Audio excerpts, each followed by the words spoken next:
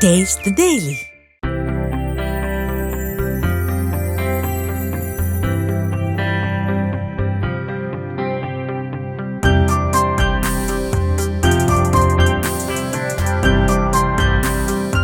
மதுரை அலங்காநல்லூரில் இளைஞர்கள் சார்பில் வளர்க்கப்பட்டு வரும் ஜல்லிக்கட்டு காளைக்கு பிறந்தநாள் கேக் வெட்டி மக்களுக்கு அன்னதானம் வழங்கப்பட்டது. ஜல்லிக்கட்டு போராட்டம் நடத்தப்பட்டு வெற்றி பெற்றதன் நினைவாக கிராம இளைஞர்கள் சார்பில் காரி என்ற காளை வளர்க்கப்பட்டு வருவதாக இளைஞர்கள் தெரிவித்தனர்.